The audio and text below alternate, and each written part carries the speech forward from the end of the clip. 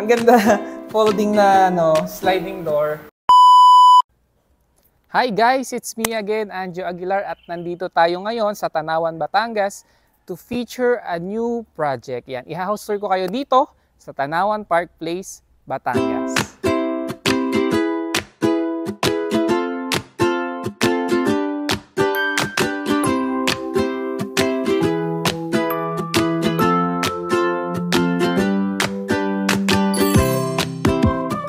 So ayun nga guys, andito tayo ngayon sa Tanawan Park Place dito sa Tanawan, Batangas.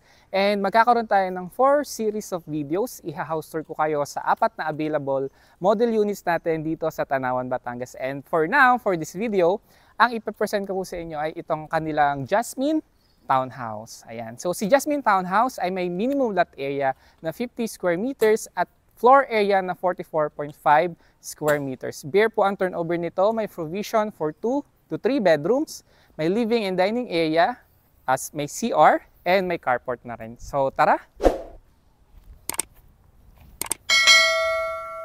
So guys, kung napapansin nyo, itong design ng ating Jasmine Townhouse is very modern, And nakikita nyo, meron silang stone wall cladding, And very calm ng color na dinesign nila dito sa Jasmine Townhouse. And as you can see din, meron itong townhouse na to, meron kayong setback dito sa frontage for your carport na approximately nasa 5 meters yung haba from the property papunta dito sa pathwalk or dito sa pathway natin. Ayan. So kasya dito siguro mga even van, kasya dito ang van.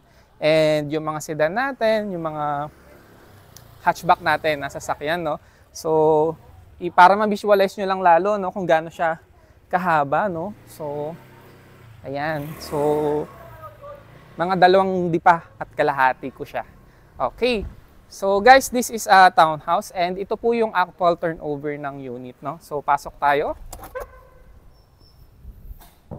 Ayan. Ang main door nila is metal, Yan, metal naman. And ayan nga, kagaya na nabanggit ko kanina, bare po ang turnover natin. Ibig sabihin, ang madideliver po sa inyo na property, ayan, wala pong tiles, cemented lang po yung flooring, yung wall po natin, walang pintura, and even the ceiling po, ayan, pakita natin, wala pong kisame. And ayan, modern naman na po siya kasi steel deck na po yung ating ceiling. And another thing po na gusto ko dito sa Axia projects natin, especially dito sa Jasmine Townhouse, ay meron po silang malalawak na sliding window.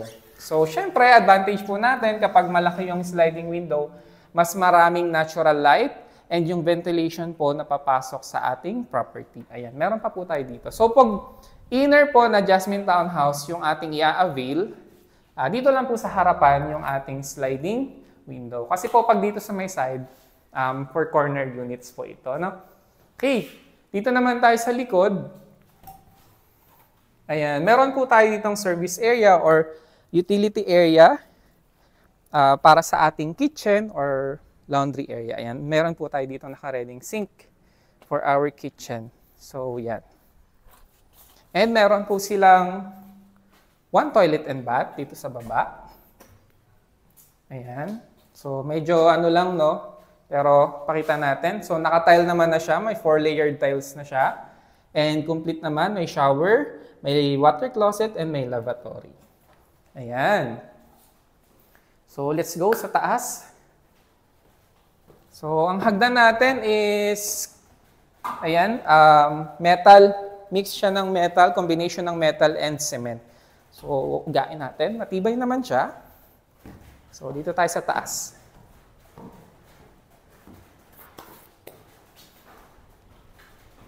Ayan. So, yun nga, kagaya din nung nabanggit ko kanina, bare and turnover.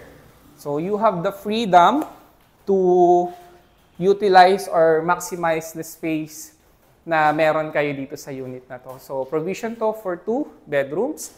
And as you can see, meron pa rin silang malapad na sliding window. And may mga naka-ready din naman na for light bulbs, yung switches natin, and yung mga outlets natin.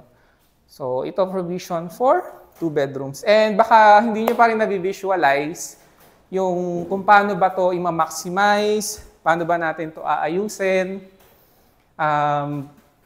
Good news dahil bibigyan namin kayo ng idea kung paano ba natin to i-expand, i-renovate para mas ma-maximize natin yung 50 square meter lot na meron si Jasmine Townhouse. So tara, puntahan natin yung sample expanded unit natin dito sa kabila. Let's go! At bago tayo magpatuloy sa ating house tour, ipakita ko po muna sa inyo kung saan located ang project. As you can see, si Tanawan Park Place ay may 4 na phase. Yung phase 1 at phase 2 po ay currently sold out na. And ang may available po ngayon na Jasmine Townhouse ay sa phase 4. Okay? Located po ang phase 4 sa Barangay Banjo East at Hidalgo, Tanawan, Batangas. As you can see, accessible po ito going to major establishments tulad ng Walter Mart, Victory Mall, and Public Market, Tanawan Sports Complex, Sunturay City Mall, CP Reyes Hospital, STI College, and Faith Colleges Tanawan. At syempre, accessible po ito sa highway and expressway via Tanawan Exit. So, ayun nga guys, no, ito yung actual turnover natin ng Jasmine Townhouse. At ito naman, ipapakita ko yung sample expanded unit kapag renovated na si Jasmine Townhouse. No? Excited na ako kung ano makikita niyo sa loob. So, tara na, pasukin na natin. So, yung kanina kong pinresent sa inyo na space sa harap ng Jasmine Townhouse, ang ginawa dun sa expanded unit na to is covered na yung ating parking. No? So, meron pa rin provision for carport and meron pa ditong pathway papunta sa ating main door. No? And nakikita nyo din, binago na din itong window natin. No? So, awning window na po yung ginamit. And meron ditong glass window. Okay? So, pasok tayo. Ang ganda. Pakita natin.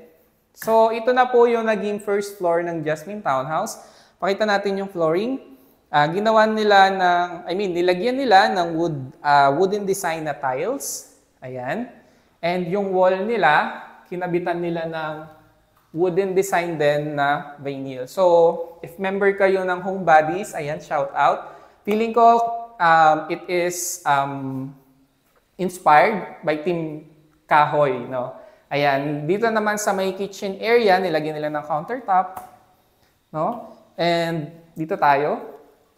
Yung kitchen na nasa labas, pinasok nila, no? Nagkaroon sila dito ng sink, tsaka nilagyan nila ng mga cabinets, and nagkaroon na din ng overhead cabinets, no? And drawers. Ayan. So, meron ditong awning window para mayroong singawan kapag nagluluto tayo. So, ito na munang CR ang ating... Oh, sorry, nakalock siya. So, pero dito naman, ang nakalagay lang din is kung ano yung nasa turnover, nilagyan nila ng ceiling, tsaka ng pintura. Ayan, so nakalock kasi siya.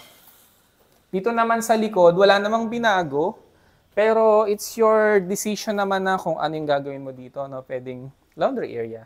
Or dito yung kitchen natin para pag nagluluto tayo, yung tawag dito, yung niluluto natin hindi papasok sa sa loob.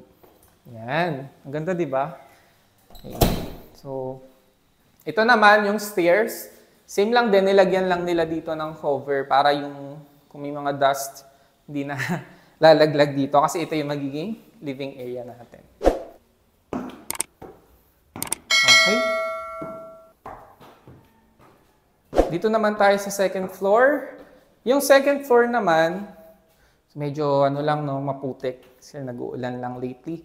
Ginawan nila ng 3 bedrooms and nagkaroon din sila dito ng 1 toilet and bath. So, pakita natin yung toilet and bath. Ayan. O, diba? So, nagkaroon na ng second floor. Nagkaroon na ng second toilet and bath dito sa second floor. And, yan, dahil hindi natin nabuksan kanina yung toilet and bath sa baba, ganito yung magiging pwedeng mangyari, no? Kapag may pintura na. So, binago lang din yung tiles and nagkaroon na din ng ceiling.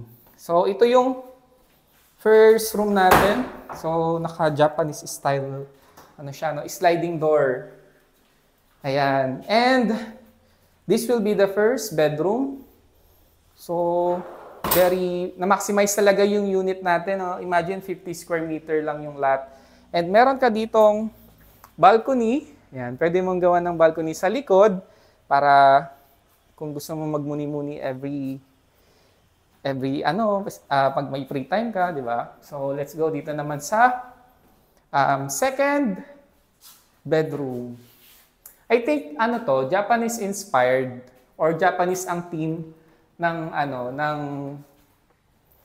design ng pagkaka-interior. No? Ito naman, meron tayo ditong folding, ang ganda, folding na sliding door. Ano bang tawag dito? Ayan. So, ito yung magiging second bedroom. So, pwede nating lagyan ng kasya siguro double bed. Ayan, meron na din tayo ditong outlet para sa charge ng cellphone or sa lamp. Ayan, di ba ang ganda? So, meron din silang storage dito. Nilagyan nila ng storage para sa linen or sa mga bedsheets natin. Ayan, di ba sobrang maximize yung space? Gamit na gamit yung space nila. And hindi lang yan dahil meron pa tayong another bedroom dito sa may harapan. And pakita natin yung ceiling, ang ganda. So, naging high ceiling siya. Parang nakatira ka sa resort. Ayan. And yung kanilang sliding door, papunta dito sa balcony sa harap. Ayan. Para pag gusto mong makita yung neighbor mo, ayan, habang nagkakape sa umaga, di ba? So, ayan. And that concludes our house tour para dito sa Jasmine Townhouse. And kung gusto nyong malaman regarding naman sa computation, ipa-flash na lang po natin sa screen yung updated computation natin dito sa Jasmine Townhouse. Available po ito sa bank and bank, in-house, and Pag-ibig Financing, no? And to give you an idea, magkano nga ba si Jasmine Townhouse at magkano ang magiging monthly mo sa Pag-ibig Financing, na ito po ang ating sample computation.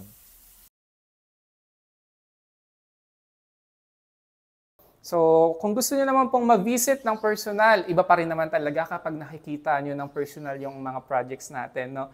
You can contact me sa mga details po na ipa-flash namin sa screen. Ayan. So, once again, this is Anjo Aguilar, your real estate broker, and thank you for watching. Bye-bye!